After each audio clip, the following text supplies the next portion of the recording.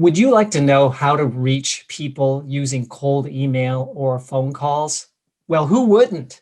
Today, we have an expert with us who has trained hundreds of reps on how to master this skill that is necessary for success.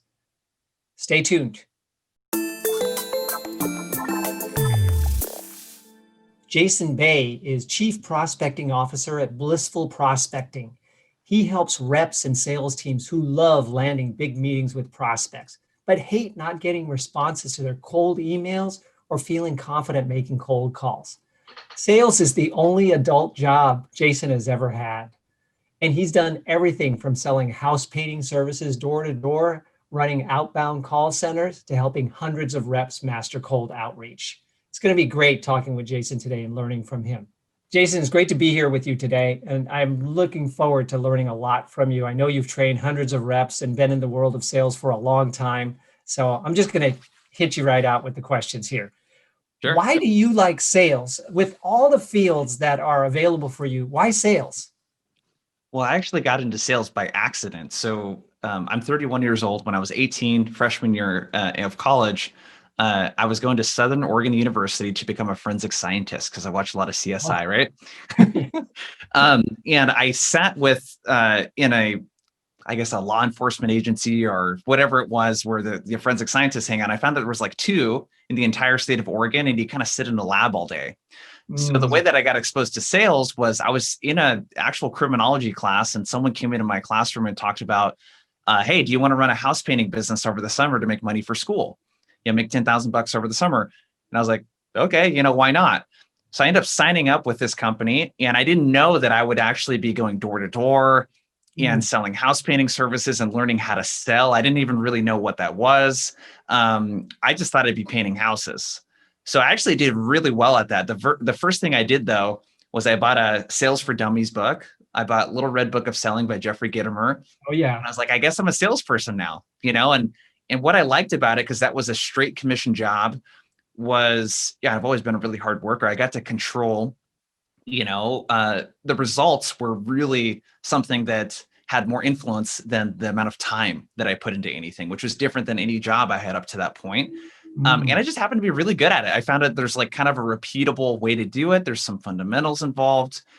And I ended up doing really well. I sold like $100,000 worth of painting services in a summer, made 27 grand for school. And I was like, wow, I love sales. You know what I mean? So that's how I got into sales. And that's really what I love about it. And now I like teaching people, that part of sales, but that's, I would say, the biggest thing. I love the roller coaster of sales and the amount of like mental, grit, that you need to do it. It's just a really awesome challenge.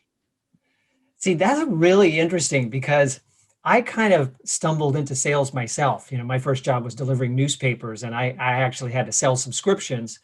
And I was okay, but I was 15 years old. When I tried to sell as an adult, I crashed and burned. I mean, I was horrible in the beginning. I did not have that initial success that you did. I mean, one of my most embarrassing stories is trying to sell solar units in Tucson, Arizona, back in the 80s. And I did not sell a single solar unit and eventually got fired on a commission job. So your initial success was a lot different than my initial experience. So then, if you're successful in sales, Jason, the sky's the limit. You can basically write your own ticket and make a ton of money. Why would you instead move into the field of coaching and training salespeople? Well, what I got to do my second year of college, and I worked with that company, College Works Painting, for 6 or 7 years in various positions. But the last 3 years of college, I was in a management position. So I would hire a couple dozen students and then teach them how to run these businesses. And sales is obviously a big part of that. Right. But the part that was really rewarding was most of the people that did that internship didn't do it to learn how to sell or run a business. Most of them just did it to like pad their resume and like make money for school. So you get to take these people that had no sales experience usually, that didn't want to really get into sales, and teach them how to, like, what sales actually is. Like and it's starting to get better now where like you have kids coming out of college and they want to work in like a software tech sales role. But to me, what the most rewarding thing is like teaching people that like sales is really about asking questions and figuring out what people's problems are and like what they need and like doing your best to provide a solution for them and being okay with people like not needing your thing and not trying to push it on people that it wouldn't actually be of value to me, that is like so much more rewarding than actually doing it myself. And obviously, as a business owner, I do both, right? I have to sell our services and all that other stuff. That's true. But to me, it's so much more rewarding to see that transformation in people when they like, oh, they get it. And it's not about being sleazy, like used car salesman style is kind of how we think about it, right? It's really about helping people. And if you have a desire to help people, sales is a great role to get into. And there's all kinds of different, there's B2B, B2C, all and everything in between. But that's the most rewarding part for me. I love seeing that transformation in people. Yeah, so we have some similarities in that I have developed some sales skills along the way, having had a lot of sales jobs like you have, and I'm actually pretty good at it now, selling my own services like you do. But I find the reward in working with others and helping them to develop and create a career for themselves. That people can Mhm. actually have a long career in sales once they understand the basics of it and start getting Yep. comfortable with it. One thing that you've intrigued me to do is to have a used car salesman on the show. I'm going to look for a non-sleazy used car salesman that I can have on the show because There there's you got to go. be one out there. There's got to be one out there who's successful, who's breaking the mold. So I'm going to find that person, Jason. So let me ask you the next question then. So you know a lot of salespeople. You've had a lot of salespeople come through your programs. Where do you think most salespeople go wrong in trying to crack the code, figure out how to sell? Where do they go wrong? I think that, so this is something I sort of learned the hard way, but I think it was Jim Rohn shared this quote. It must have been Jim Rohn or Zig Ziglar, something about your business problems are personal problems in disguise. Mm, So when you look at someone that's struggling as a sales rep, especially on the prospecting side of things, usually what I see is a misunderstanding of like the people that they're trying to help and sell to. And there's like this lack of empathy, right? And empathy is kind of a weird thing because it requires you to put yourself in the other person's shoes and think about how they're feeling. I didn't do that for a lot of my life because the way that I grew up, and I had great parents, but my dad was very like, don't draw extra attention to yourself, like be humble kind of thing.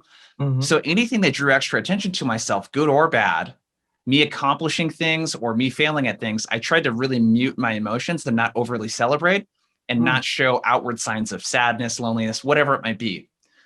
Now, when you get into sales, that doesn't really help you, right? Right. Because I wasn't thinking about my own emotions, I wasn't thinking about Michael. I'm selling this, you know, let's just use training right now.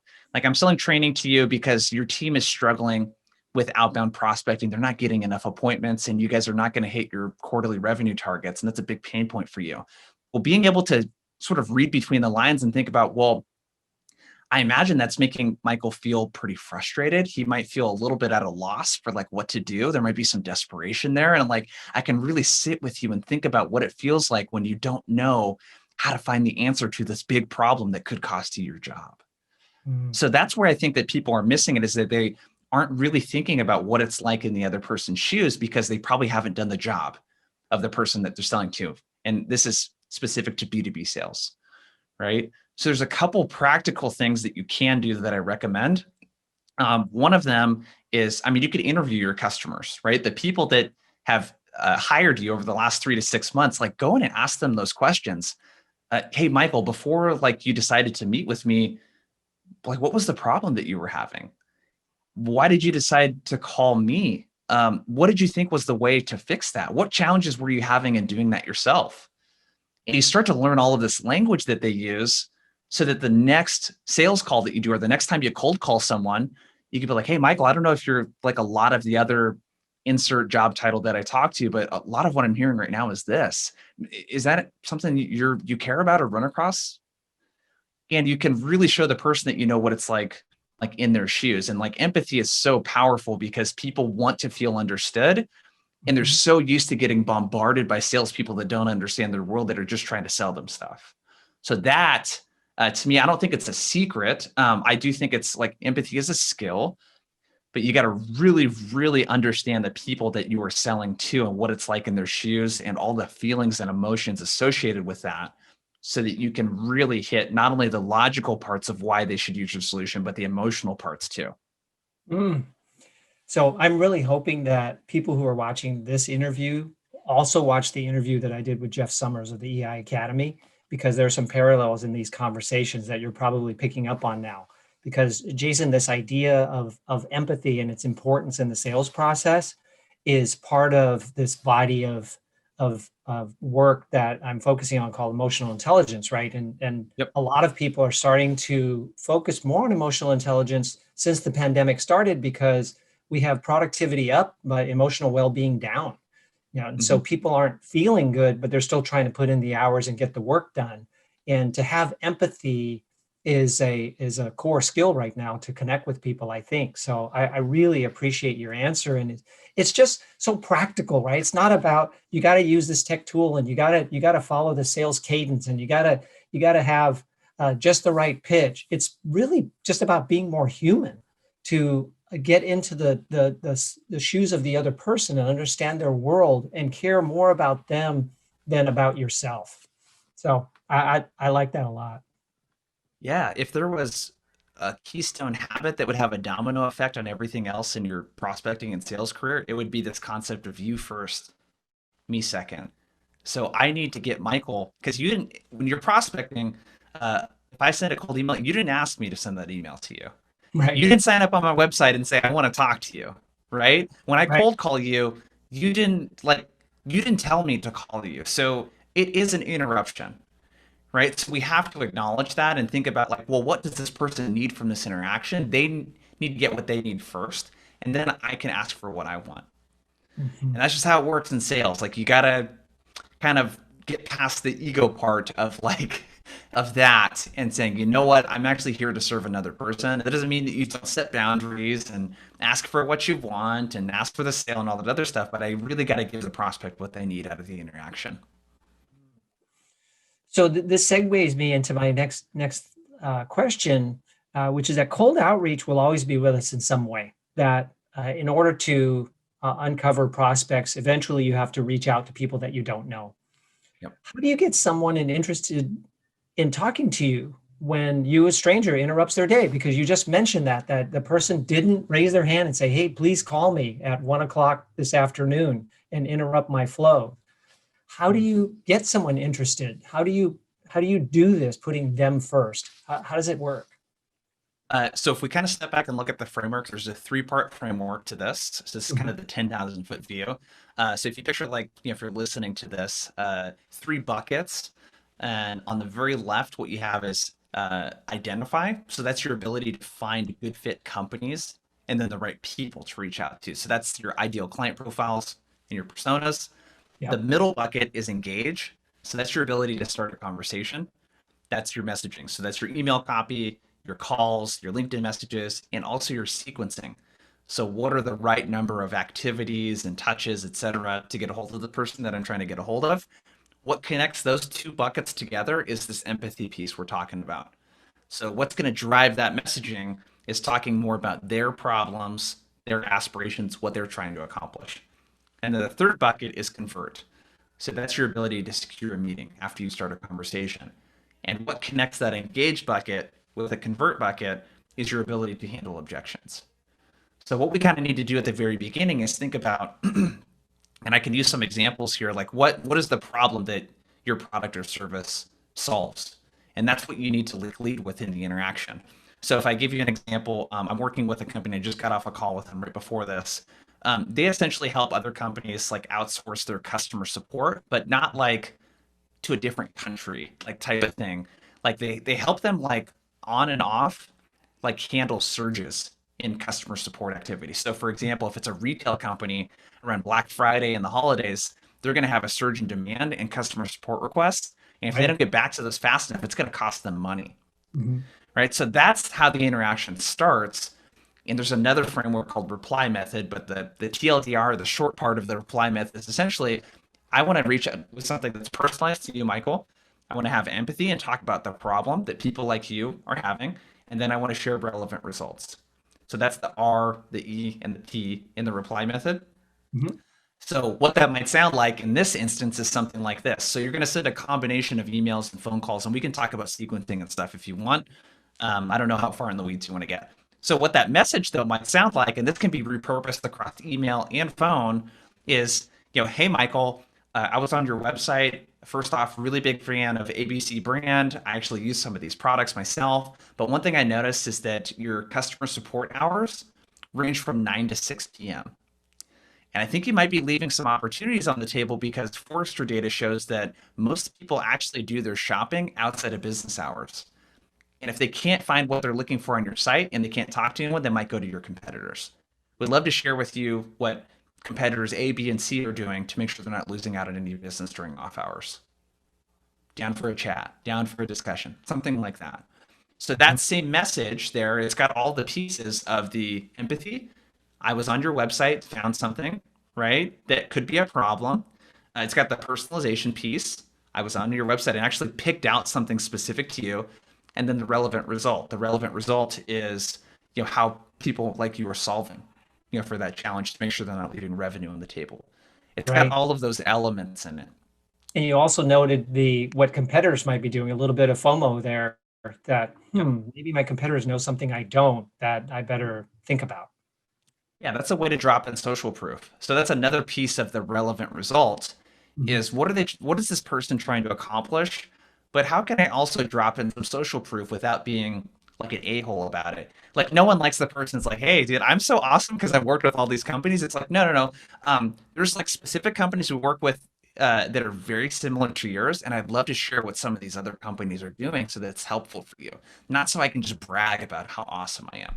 Those are very different ways to approach social proof. Right, right. Yeah. It's not about name dropping, but it's really about because I have this experience, I think I can bring a Yep. relevant solution to you because I understand your industry. I've worked with companies like yours. Yep. Yeah. Especially if those are well recognized brands that they're likely going to see that can grab someone's attention. It's like, well, why not? Michael's worked with two or three other companies exactly like mine, and these are brands that I look up to and respect. Like, of course, I want to know what they're doing. Yeah, absolutely. So I am going to ask a question that I wasn't planning on based on what you said. There's a lot of discussion, Jason, around how many times you have to reach out to somebody in order to get a response. You know, that people aren't used to getting cold email and phone calls. And what I mean is they're used to it, but they're not used to responding to it, right? We've largely become immune to cold outreach. So what do you think is the right number of times before you give up? When because I think a lot of people aren't sure, when do I give up? I've been told that I should just keep going until someone tells me to stop, or I've heard that it's 5 times or 7 times or 9 times. Like, what is your opinion on that? Yeah. So I would preface this with the message is so much more important than the medium and the number of times that you reach out. So that message that I just shared, like you got to have that dialed in first. Otherwise, it doesn't matter how many times you reach out. Where I see people making a mistake is usually they don't reach out enough. So they'll do 3 or 4 times and then stop. So most of the data around this, and also bring in like customer experience. So like SalesLoft, Outreach, VanillaSoft, Ring DNA, all of the sales engagement tools that literally have millions of data points on what works and what doesn't, they all recommend something around the same thing. So you're sequencing, sort of the basics and the rules of sequencing, the fundamentals, if you will. So number of touches is between 12 and 14 typically, and that's spread out across 2 to 3 channels. So channels are email, phone, and social primarily, and then direct mail, and then in person, I guess you could say, as a channel. But you at least want to be doing two of those because your response rates will almost triple if you mix two channels together. And the thinking there is that you don't really know what this person's preferred method of communication is. Right. So when in doubt, always phone and email. So 12 to 14 touches between phone and email. So you kind of split those in half, basically. You could do 6 or 7 emails, 6 or 7 touches over the phone, and then you also want to, so typically what I recommend starting out with is doing that over the course of 3 weeks. So what that would look like is something like this. So on a Tuesday, I would do what's called a triple touch. So a triple touch is I'm going to call you. And if you don't pick up, Michael, I'm going to leave a voicemail. And that voicemail is going to say something along the lines of, hey, I'm about to send you an email. And the subject line is, hey, Michael, just left a voicemail. I included some things in there that I thought you'd find important, blah, blah, blah, blah, blah. Here it is. And then I send an email, and then I might send a LinkedIn connection request. So I'm doing 3 touches all at once. And the point of that is to like, kind of like, hey, like I'm here, I'm making some noise. You know what I mean? Right, right. Um, and then the Thursday, you would do a phone call with no voicemail and then send a short follow up email. So that's 5 touches right there in one week. You follow that same pattern week 2, week 3. Week 1, you focus on one core problem that you help with. So if I use my client as an example, they don't have 24/7 support coverage. That's a problem. So the second week's emails would focus on a different problem. Maybe they don't have like chat. Maybe they're missing an entire channel for their customer support. So I focus Mm. on chat. And then the other one might be slow response times. So if you take longer than X amount of hours to respond, they're likely going to go somewhere else. So those are the 3 challenges that I talk about spread out over those 3 weeks. And that's 15 touches in that example right there. Right, right. And three different potential pain points because you don't Yep. necessarily know that the first pain point is the one that's really going to get their attention. Yeah. And that's such an important element because I hear kind of 2 things when I'm training people. One is, well, what if I guess the wrong challenge? Well, that's okay. That's why we're going to reach out and talk about different stuff. We don't want to talk about the same thing each time, right? Right. And then some of the other people are like, well, isn't that assumptive? Like I don't know who they are, so how do I know what their challenge is? Well, that's kind of the whole point is that you're trying to guess when you're doing outbound. And you're Mhm. guessing in the most high probable way possible based on what other people like them that you work with, what kind of problems they have. Because most problems in business are pretty universal, right? At the executive level, they're affecting top line profit, they're affecting bottom line, or sorry, top line revenue, bottom line profit, or risk in some sort of way in their business. Mhm. Most things are pretty much the same across companies and they manifest themselves in different ways, but most problems are pretty connected. Yeah, exactly. I think it's really important, and then you're weaving in the empathy along the way that you're not coming across as somebody that they might not actually want to have a conversation with. You know that you might come across as someone who's actually curious, sincere, interested in providing a solution that they might be interested in. So they might just say, "Wow, this guy is being fairly persistent, but he almost sounds like an informed, capable person that I probably should spend a few minutes talking to." So, based on what you've said earlier, I could see why this approach might work because you just seem more creative and thoughtful and better prepared than the average salesperson just doing plain mass cold outreach. Yeah, mass cold outreach that's like sounds something like this. Hey, Michael, my name is Jason Ban with Blissful Prospecting. We help companies like A, B, C, and D do this. I'd love to set up a chat with you. When do you have 30 minutes? It's like all about me, Right. And you and know? I wish I could say that I haven't heard a message like that this week, but I have. Yeah. Yeah, Yep. yeah. So we're coming up on our time, Jason, and you have provided so much value already, and I know that you provide some of this value right on your website. That you're quite the giver. That you are free to share information even before someone signs up with you to learn about your programs or learn from your programs. So please tell us a little bit about what you do offer and how people can sign up, because I think after listening to this interview, you're going to have a few people that are interested. Yeah. So there's a couple different ways. I mean, the big problem we help with is, it's either reps or sales teams or leaders in businesses that are doing prospecting. What they really want is to land more meetings with like good fit customers, right? Right. And most of the time, what they hate is like sending those emails out and not getting a response and not knowing why, or making these calls and not really feeling comfortable doing it. So that's the area that we really focused on and help with. So there's some stuff like right off the bat on blissfulprospecting.com on our website that you can get that's free. There's a whole long form guide on the reply method. So I talked briefly about that messaging structure, but if you want like a repeatable framework for your emails, what to say in your cold calls, that's really prospect first instead of me first, I would definitely check that out. And then we also do boot camps. And so we do these for both individuals and then for sales teams as well. And in that boot camp, it's essentially a 6 week program where I walk you through the identify, engage, convert framework. You get access to a like on demand content and a course, and then coaching from me to like help you actually implement this. And for companies, we'll also help you build like a playbook too. so that your reps can come in, because that's the number one challenge I hear from business owners and sales leaders is like, if my sales team could do anything more, like one thing that would like really help our results, it's like pick up the phone more because they have call reluctance. Like that's the number one thing I hear from everyone. So that's sort of the area that we help. So it's kind of a mix of like these tactical stuff with some good psychology in there and good why components and some good frameworks. It sounds excellent. I mean, it really sounds like a program I'd enjoy and I would get something out of. So yeah, I might end up being a customer of Blissful Prospecting because I've really gotten so much just out of this initial conversation. I know that you can help me too, Jason. So thank you so much for the time that you've shared with us today. I know this video is going to help a lot of people. And Jason has told you you can gain even more helpful information just by going to blissfulprospecting.com. So on behalf of all of my viewers, Jason, thank you so much for being with us today. Absolutely. Thanks for having me on, Michael. You're welcome.